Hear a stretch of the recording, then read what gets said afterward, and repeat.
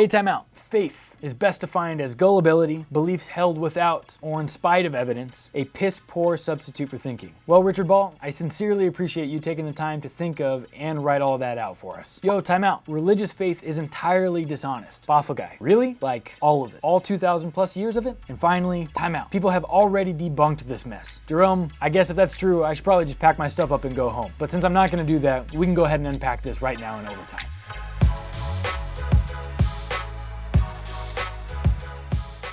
Hey everyone, what's going on? My name is Josh and welcome to Overtime. This is a series of videos where we look at some of the most popular comments in the comment section on our Time Out series, and we do a deep dive to unpack the conversation a bit more and have some dialogue. If you're a Christian watching this video, we hope you'll walk away feeling more encouraged about your faith and the things that you think about. And if you're not a Christian, we hope you'll at least better understand the position we hold and why we believe what we believe.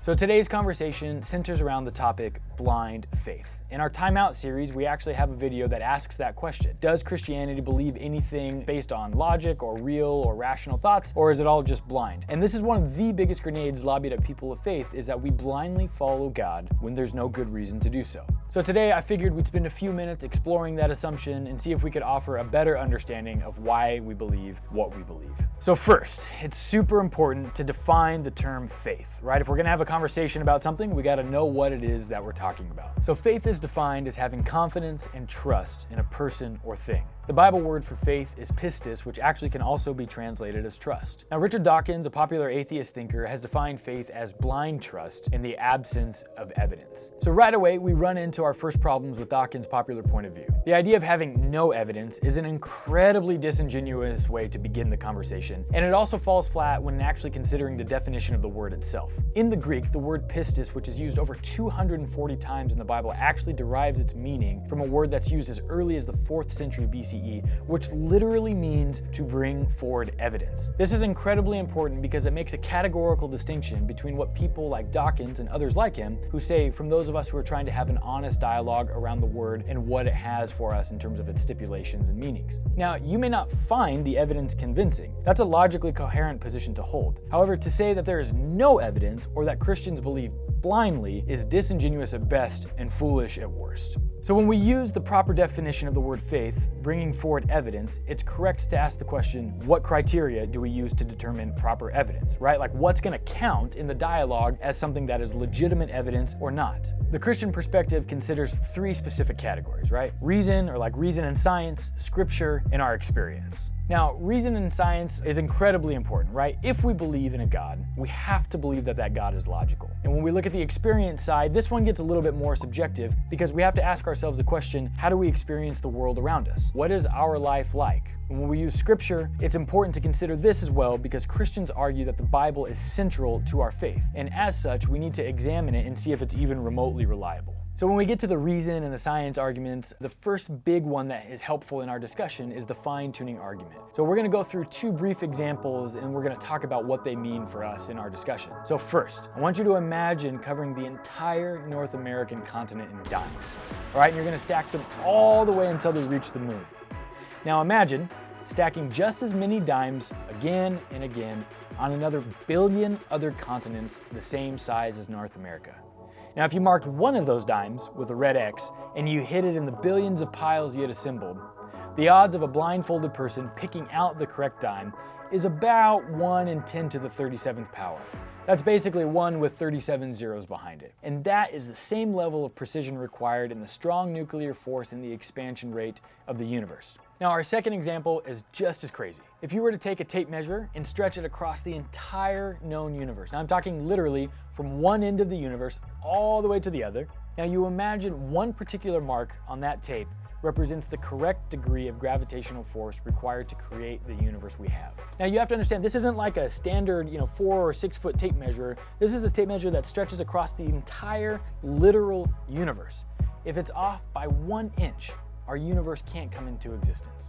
Now, what's important to know about these ideas and examples is that these don't inherently, in and of themselves, prove that there's a God. But what it does do is present evidence that has to be interpreted by the hearer, which is you, watching this video right now. You have to decide when you hear something like that, is it more likely that it happened in circumstance and chance, right? Because technically 1 in 32 billion, or right, 1 in 32 zeros behind it would present a chance of some sort, or is it likelier that there was some type of intentional tuning that went along with it? All right, our next thought is what's called the cosmological constant. Now, a change in the value of the cosmological constant that provides a repulsive force which actually counteracts gravity and results in the expansion of the universe needs a precision of 1 part in 10 to the 120th power. Otherwise, the entire universe would be rendered life prohibiting. Right, again, these facts in and of themselves don't inherently prove that God is real, let alone the Christian God, right? That's not the point of what I'm trying to say here. These serve as pieces of evidence that need to be weighed that are perhaps valid reasons to believe in a God. Now, this is different from what Dawkins is trying to say, right? Dawkins and people like him say that there's no point for you to be able to believe in God. There's no evidence for you to consider. There's nothing that's convincing in that discussion. But when we look at examples just like that, while it doesn't inherently prove beyond a shadow of a doubt, right, that there's a way that a God could exist, it does at least force us to consider that maybe things aren't an accident. Now, we're going to leave the realm of science and reason, and we're going to go over to experience. And this is a bit tougher because when we talk about the experience people have, this can make people nervous for all sorts of reasons when we're having dialogue with them. Totally fair, right? And this metric is clearly the least empirical in its nature. However, we got to give this a bit of an examination because it allows us to understand the role that people play in experiencing God. You see, the first thing to acknowledge in this portion of the discussion is that as human beings, it is impossible to separate ourselves from our experiences. The way that you're raised, the part of the world that you grow up in, the time in which you live, all of these things play contributing roles to the way that you view, interact, and move throughout the world. It becomes interesting when we begin to examine the origins of Christianity as a small event that took place in the Middle East and eventually becomes so popular and moves throughout the world with such consistency from continent to continent. This lets us know that there's something convincing about the arguments being presented to people, and I think that quote-unquote convincing evidence that we see is the changed lives of individuals. Those of us who follow Jesus can remember what we were like before we said yes to him, right? We know how different we were, we knew what we struggled with, we knew the skeletons in our closet, and we know that what following Christ has done for us both internally and externally as an example to other people. Now again, I'm not offering this up as like some type of solid proof,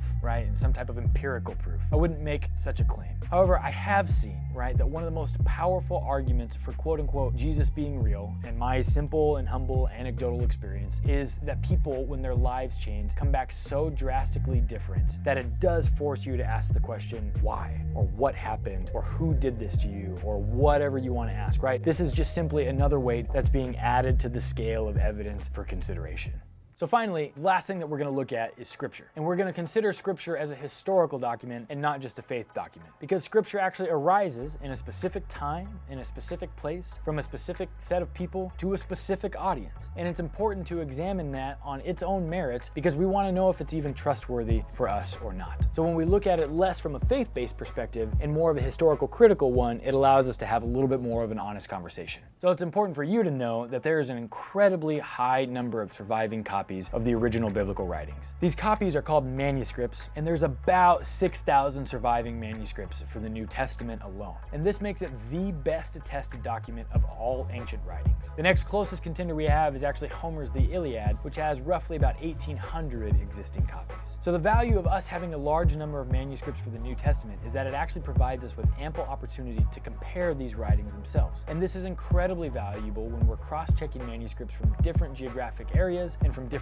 time periods. And when we make these comparisons, you actually can determine whether it's apparent that these documents were reliably copied from the same source or not. And on top of that, you can quantify how much they may have strayed from the source, seeing where and how they differ. Comparing the incredible amount of manuscript evidence has shown that the New Testament is 99.5% accurate, and the vast majority of these differences are in spelling or minor copyist errors. Most importantly, you have to know that there is not a single variation in these thousands of manuscripts that has any major effect on any theological issue in any way. Now, undoubtedly, there are going to be differences that arise in these manuscripts. We can have confidence in saying that they've stayed true to the originals because the copies themselves are so closely done to one another, despite being written in different times and in different places. So, in conclusion, this conversation is still a simple skimming of the surface for why it isn't blind for us as people to believe in God. You might look at the evidence presented and come to a different conclusion. It's totally fine. However, by the mere examination of evidence, it shows that there's a conversation to be had about the validity or lack thereof of what we believe. And immediately, we've moved off of this blind notion. It's so important to remember that all of these things in and of themselves do not necessarily make a claim for the existence of God, let alone the Christian God. However, what they do is allow us to examine the plethora of evidence from the way that history developed, the lives of individuals who claim the Christian faith, the document of those Christians, the world on which those Christians live, and the universe in which that world is situated, and at least consider some of that weightiness altogether. You see, as Christians, we look at this evidence and we conclude that we see enough before us that allows us to make the decision to take the educated step forward into a relationship with God and everything that comes with it. Look, it's pretty simple. Both people who believe in God and those who don't put their faith in something. They examine evidence and make a decision to trust that evidence based on where they've been led. Faith and trust are mutually inclusive things. They go hand in hand